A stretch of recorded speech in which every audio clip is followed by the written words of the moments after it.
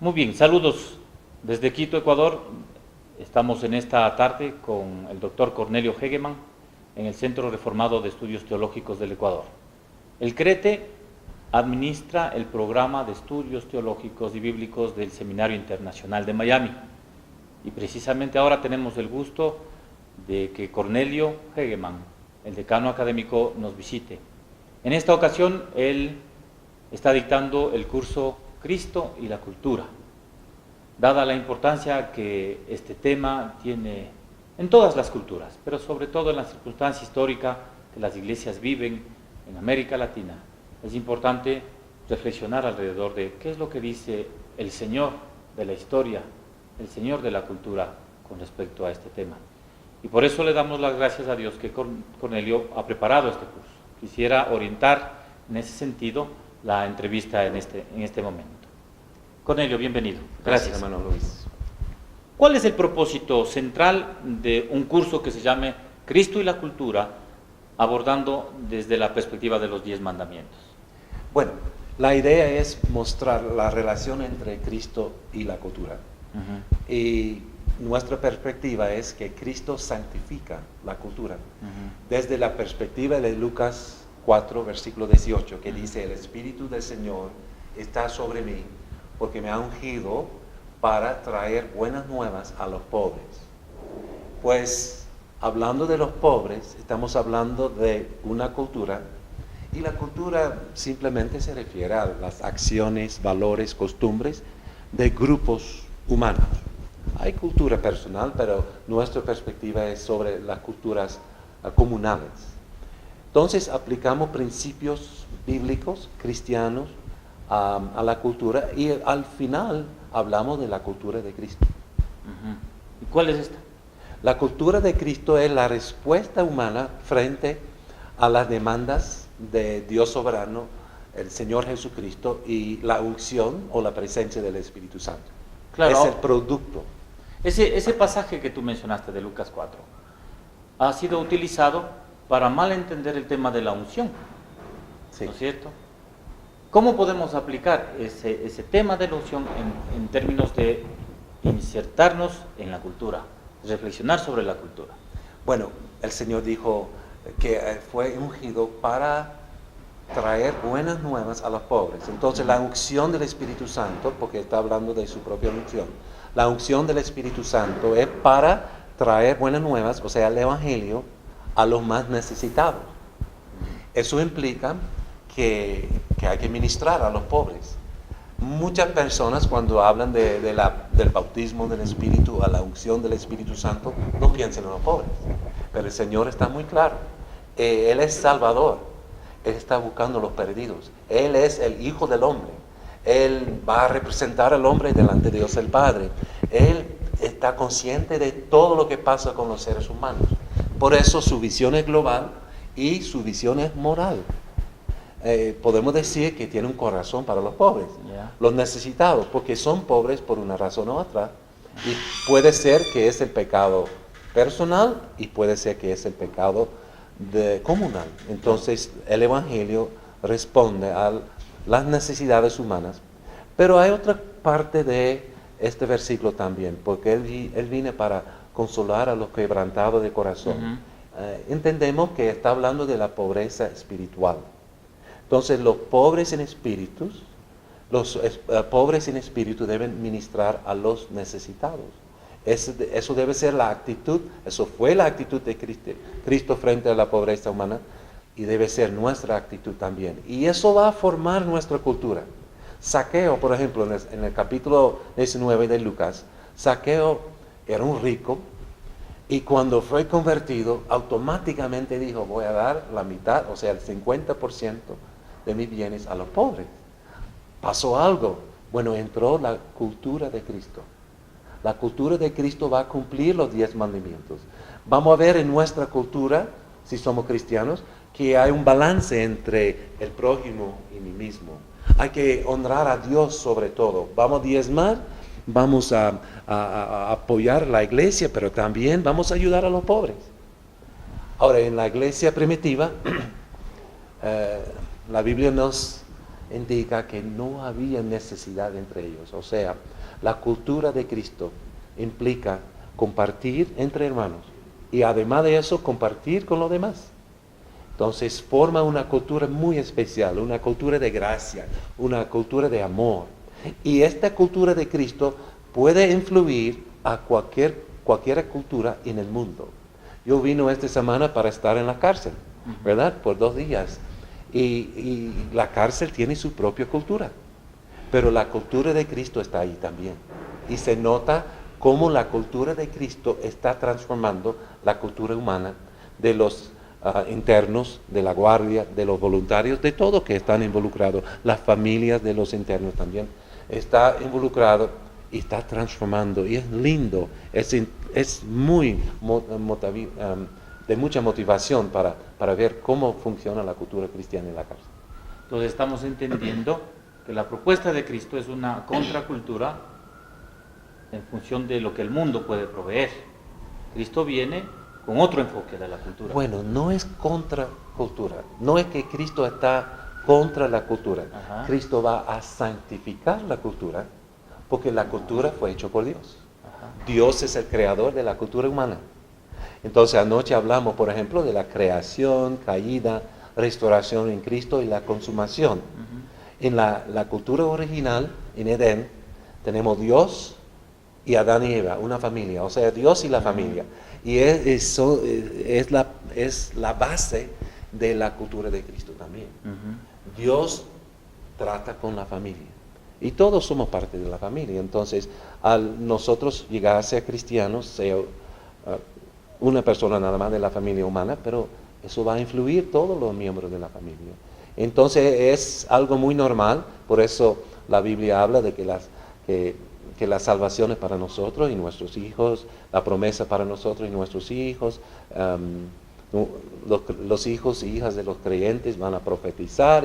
O sea, en la cultura de Cristo tenemos una relación con Dios, pero también una relación con nuestros prójimos y el prójimo más cercano es la familia. Ahora, es evidente también que la influencia de Cristo, desde esta perspectiva de santificación de la cultura, se ha traducido en una cultura cristiana que está también imbuida de secularismo. Es decir, por ejemplo, la cultura venida del catolicismo o la cultura venida del protestantismo, imbuida de capitalismo, imbuida de valores. Es decir, ¿dónde está el punto de diferente cuando hablamos de que Cristo viene a santificar la cultura? Hay que hacer una distinción entre la cultura de Cristo y la cultura cristiana. Ajá. Porque hay muchos tipos de cristianismo. Exacto. ¿Qué tipo de cristianismo tenemos? Nosotros, por ejemplo, somos parte de la iglesia reformada, el movimiento reformado, los protestantes, porque estamos protestando contra una cultura cristiana que no es bíblico. Entonces, el cristiano siempre debe estar en un proceso de transformación, pero esta transformación es santificación, apartándonos del mal y sirviendo el bien. Así estamos transformados por el mismo Espíritu Santo. Entonces, en la cultura de Cristo, la santificación es un estilo de vida. Todos los días hay que arrepentirnos de nuestros pecados, hay que resistir la tentación del mundo, hay que resistir a Satanás, todos los enemigos del Evangelio. Hay que formar, apartándonos del mal, hay que formar una cultura cristiana en la iglesia, la familia de Dios, en nuestras propias familias, en el trabajo, en cualquier relación de la vida. Por eso el cristianismo es parte de la cultura. Hay movimientos en nuestra cultura que tratan de rechazar el cristianismo. Estas culturas van a morir. La historia humana nos muestra que todas las culturas, sin excepción ninguna, que han rechazado al Mesías, están muertos o están muriendo. Solo la cultura que se somete al Hijo de Dios, solo la cultura que recibe el mensaje de Cristo, las buenas nuevas, va a sobrevivir. Todo lo demás, los antiguos egipcios, babilonios, medios, persos, los antiguos griegos, romanos, hasta en el siglo XX, la cultura nazi de los alemanes murió. Ahora es ilegal ser nazi. ¿Por qué? Fue una cultura que rechazó al Mesías y la ética cristiana. Y no tiene valor, no tiene propósito. Las culturas están cambiando todos los días. Algunos se acercan más a la cultura de Cristo, otros se aparten más de la cultura de Cristo. Y eso se ve reflejado en las iglesias. Se ve en la iglesia, se ve en la sociedad. Por ejemplo, donde yo vivo, en los Estados Unidos, hay un gran movimiento de la cultura reprobada. O sea, una cultura que rechaza el cristianismo, la ética cristiana en cuanto a la familia, en cuanto a la educación cristiana o educación, en cuanto a justicia social, en cuanto a valores personales, y están muriendo. Y se ve por los muertos, hay muchos abortos, hay mucha violencia doméstica, hay guerras, hay pleitos, este tipo de cultura está muriendo. Pero la cultura de Cristo está creciendo también en esta misma nación, donde el corazón humano, donde los grupos humanos, donde la iglesia se somete a la palabra de Dios y el Espíritu Santo, la cultura de Cristo va a crecer. ¿Cuál es el lugar en este proceso, cuando hablas de la cultura de Cristo? ¿Cuál es el lugar del pobre? Porque en América Latina el tema de las teologías de los últimos 30 o 40 años ha sido la opción preferencial por los pobres. Sí. ¿Cuál es el lugar de los pobres en esa? Bueno, el pobre necesita el ministerio de Cristo. Mateo 25 habla de eso. Hay que ministrar a los pobres. No romantizar o usar a los pobres para votos políticos, para otros fines, sino hay que ministrar a los pobres. Y los únicos que auténticamente pueden ministrar a los pobres, dando fruto no solamente temporales, sino eternas, son los pobres en espíritu, los que creen en Cristo Jesús y están sirviendo a los pobres en el nombre de Cristo, no en el nombre del gobierno, la iglesia o su propio nombre, sino en el nombre del Creador, Salvador y Proveedor de los pobres. Entonces, no es que Dios tiene una opción preferencial para los pobres, sería discriminación. Dios tiene una opción preferencial para su propia gloria y Él quiere ser glorificado en el ministerio a los pobres. Como a mí, como ha hecho a estos hermanos más pequeños, a mí lo hiciste. Para la gloria de Dios debemos ministrar. Eso es muy diferente a la teología de liberación. La teología de liberación es más política humana que política de Dios.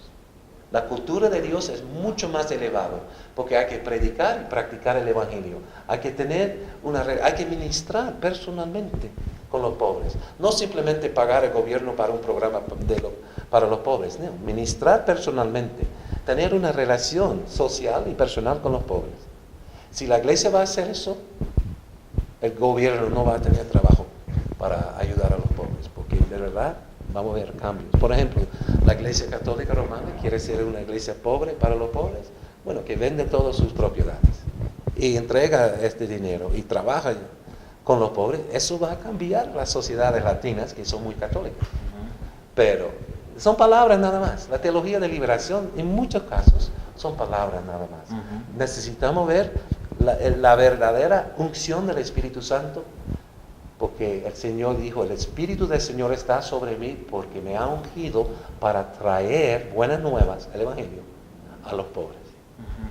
Ahora, desde esa perspectiva es interesante notar también cómo tú planteas es que se arranca con el reconocimiento del Evangelio en la vida de uno, ¿cierto?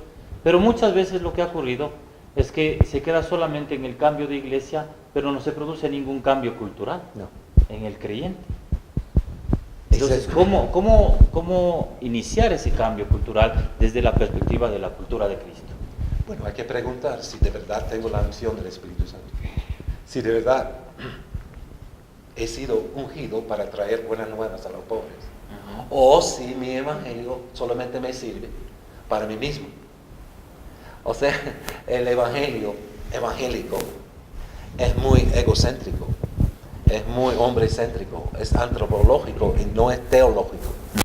Y aunque hablan mucho del Espíritu Santo, no actúan según la unción que recibió el Señor Jesucristo. ¿Quién dijo? Que había sido ungido ¿para qué? Para traer buenas nuevas a los pobres. Entonces es una cultura, la cultura de Cristo es una cultura que sirve, que está sirviendo a las necesidades más grandes de los hermanos más pequeños.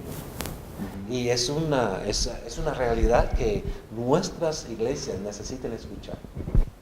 Porque tenemos muchas palabras, Sí.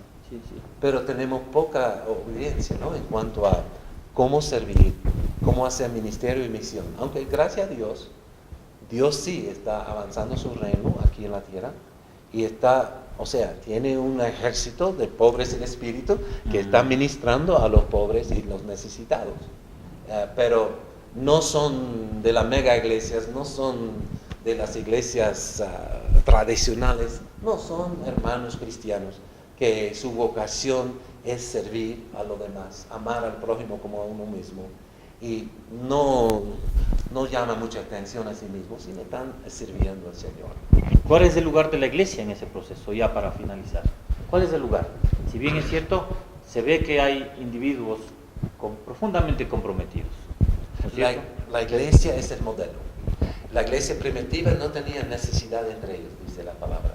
Entonces ellos vendieron propiedades y casas para atender a las necesidades. Entonces la iglesia en la cultura de Cristo es la comunidad de Cristo. Es el modelo, debe ser modelo. Y si no es modelo, debemos llamar a la iglesia a arrepentirse. Como digo, si la iglesia quiere ser una iglesia pobre para los pobres, por favor, vende lo que tienes y entrega eso a los pobres. No es tan difícil. El gobierno está haciendo eso. Ellos entregan muchos recursos para los pobres. ¿Por qué no la iglesia? Entonces, tenemos el modelo en la iglesia primitiva y hoy día también la iglesia debe estar, muchas iglesias están conscientes de que sí, tenemos un ministerio y misión para los pobres. Debemos iniciar eso en nuestra propia familia. Hay que atender las necesidades, las muchas necesidades que tenemos en nuestra familia, en la familia de Dios y en la familia humana también. Pues extender el evangelio, traer buenas nuevas a los pobres. Bien. Muchas gracias, Cornelio. Gracias, Luis. Por este tiempo. Gracias.